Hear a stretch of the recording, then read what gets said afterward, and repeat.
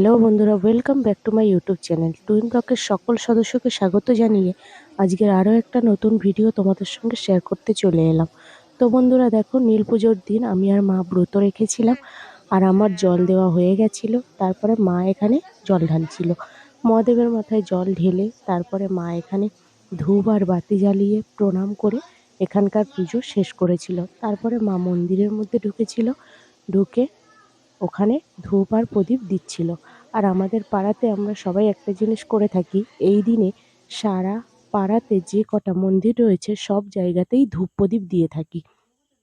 তো সেখানে মা একটা মন্দিরে বাতি আর ধূপ দেওয়ার পরে আরও একটা মন্দিরে চলে এসেছিল।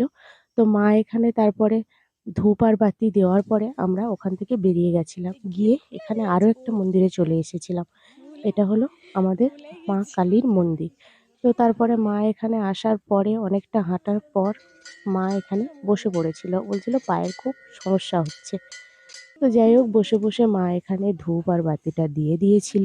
দেওয়ার পরে মা ওখান থেকে বাইরের দিকে বেরিয়ে এসেছিল। তো ওখান থেকে বাইরের দিকে বেরিয়ে এসে বাইরে আরও একটা মন্দির ছিল, মানে বটগাছের গোড়া।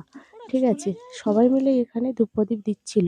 তো যাই হোক, মন্দিরের কাছে এসে তোমাদেরকে একটু জুম করে যদি দেখাই তাহলে দেখতে পাবে যে বটগাছের গোড়াতে একটা একটা নয়, দুটো দুটো মহাদেবের মূর্তি রয়েছে, মানে শিবলিঙ্গ টাইপের।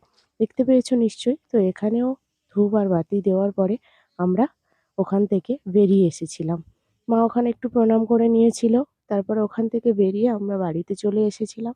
আর বাড়িতে আসার পরে বাড়ির যে মহাদেবটা রয়েছে সেই ঠাকুরের আমি পুজো করছিলাম।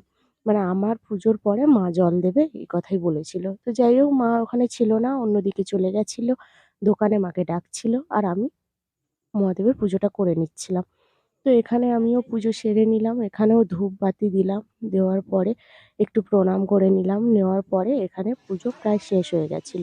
আর পুজো শেষ করার পর পুজো যখন আমরা করেছিলাম তখন বাজে 6:30। আর তারপর 10টার সময় এই মন্দিরে আমরা এসেছিলাম, কারণ 10টার সময় এখানে ব্রাহ্মণ পুজো করতে এসেছিল।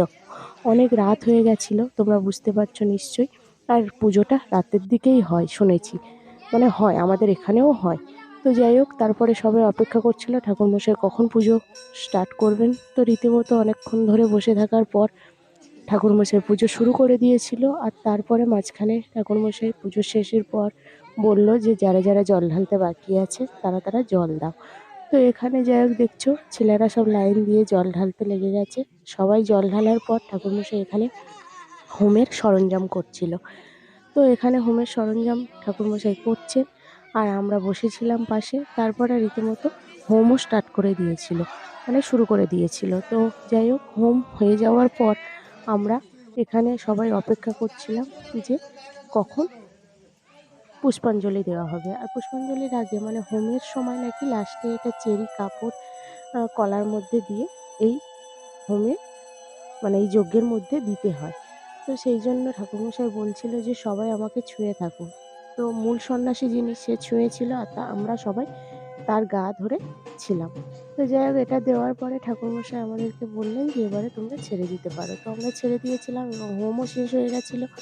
তারপরে হোমের কাঠ তুলছিলেন ঠাকুরমশাই, মানে যজ্ঞের ফোঁটার জন্য, যে ফোঁটাটা দেওয়া হয় সেটা করার জন্য। তো তারপরে এখানে যজ্ঞের ফোঁটাও তৈরি হয়ে গিয়েছিল। আর তারপরে যজ্ঞের ফোঁটা কমপ্লিট করার পরে ঠাকুরমশাই এখানে বরণ করছিল, অনেক কিছু দিয়েই বরণ করছিল, যেমন পঞ্চপ্রদীপ, ধূপ, আরও অনেক কিছু করার পরে ঠাকুরমশাই প্রচুর ক্লান্ত হয়ে গেছিলো, মানে যেহেতু এই গরমের মধ্যে অনেকক্ষণ ধরে এ করছে। তো আর ঠাকুরমশাই যখন বসেছে তখনই না কারেন্টটা চলে গেছিলো আমাদের এখানে। তো কারেন্ট গেলে কি হবে, পুজোর পরে যে পুষ্পাঞ্জলি দিতে হয় সেটা তো দিতে হবে। তো পুষ্পাঞ্জলি দেওয়ার জন্য সবাই হাত বাড়িয়েছিল, আর এই যে দেখো আমিও হাত বাড়িয়েছিলাম, দিদিকে বলছিলাম যে দিদি আমার হাতে ফুল দাও। তো দিদি আমার হাতে ফুলও দিয়ে দিয়েছিল। তারপরে আমরা এইভাবে মোটামুটি পুষ্পাঞ্জলিটা কমপ্লিট করেছিলাম। তো পুষ্পাঞ্জলি যখন দেওয়া হয়ে গিয়েছিল তখন তারপরে আমাদের এখানে নীল ভাসাতে হয়। এই নীল ভাসানোর জন্য সবাই উঠে পড়েছিলাম। এই যে হলুদ গেঞ্জি পরা গামছা পরিয়ে দিয়ে আছে যেটা, ওটাই ছিল আমাদের মূল সন্ন্যাসী। মুখটা দেখাতে পারিনি, কারণ ও মুখটা বন্ধ করেছিল এবং অন্ধকার ছিল এখানে। তো আমি বাড়ি থেকে মাকে বলেছিলাম যে এমার্জেন্সিটা আনো, এমার্জেন্সি আনা হয়েছিল। তো এই যে সবাই মিলে পিছনে, পিছনে যাচ্ছিলাম এই কারণেই সবাই নীল ভাসানোর জন্য। আর নীল ভাসাতে গেলে সবাই তো আর ওটাকে ধরা সম্ভব নয়, তাই সবাই সবার গা ধরেছিলাম। নীল ভাসানোর সময় প্রচুর আনন্দ হয়েছিল। আনন্দ এই কারণেই হয়েছিল, সবাই সবাইকে ধরে যাচ্ছিলাম যেহেতু। এটা একটা খুব সুন্দর ব্যাপার ছিল এবং খুব আনন্দদায়ক ছিল। তো যাই হোক তারপরে ওখানে নীল ভাসানোর পরে আরো একটা খুব সুন্দর ঘটনা ঘটেছিল। যে জল ছড়া দেওয়ার কথা বলছিল। তো জল ছড়া দিচ্ছিল সবাই। আর কিছু, কিছু মানুষ বলছিল যে জল পায়নি, জল পায়নি। লাস্টে ওরা এত জোরে জল ছড়া দিচ্ছিল যে আমার ক্যামেরাতে জল লাগবে এই ভেবে আমি ক্যামেরাটা জাস্ট নিচু করে নিয়েছিলাম। তারপরে ওখান থেকে মোটামুটি বন্ধ ভিডিওটা কমপ্লিট করে আমি ঠাকুরথানে চলে এসেছিলাম। আর এখানে এসে দেখি ঠাকুরমশাই জল ছটাচ্ছে মানে শান্তি জল। তো শান্তি জল নিয়ে নিলাম। আর এখানে তারপর ঠাকুরমশাই একজনকে বললেন যে, "তুমি চরণামৃত দিয়ে দাও।" ঠাকুরমশাই চরণামৃত নিজে দিতে পারছিল না, মেয়েটাকে বলেছিল। তো মেয়েটা সবার হাতে চরণামৃত দিয়ে দিচ্ছিল। আর আমাদের যে মূল সন্ন্যাসী রয়েছে, সে যজ্ঞের ফোঁটা দিচ্ছিল। আর ঠাকুরমশাই ওদিকে প্রণামী নিয়ে নিচ্ছিল। তো এইভাবে মোটামুটি আমাদের পুজো প্রায় কমপ্লিট হয়েছিল। আর পুজো শেষ হওয়ার পর ঠাকুরমশাইয়ের যেগুলো প্রাপ্য জিনিস নেওয়ার সেগুলো মোটামুটি গুছিয়ে নিচ্ছিলেন ঠাকুরমশাই ভালোভাবেই। তো ঠাকুরমশাইয়ের জিনিসপত্র গুছিয়ে নিতে থাকুক আর আমরা এদিকে ভিডিওটা খুব সুন্দর করে দেখতে থাকি। তো তারপরে ঠাকুরমশাইকে বললাম ডালা ওখানে দেওয়া ছিল যে ডালাটা দেওয়ার জন্য। ঠাকুরমশাই আমাদেরকে ডালা দিয়ে দিয়েছিলেন এবং দেওয়ার পরে আমরা বাড়িতে ফিরে এসেছিলাম।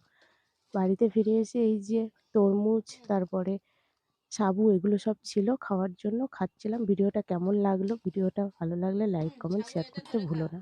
থ্যাংক ইউ এতক্ষণ দেখার জন্য। ধন্যবাদ সবাইকে।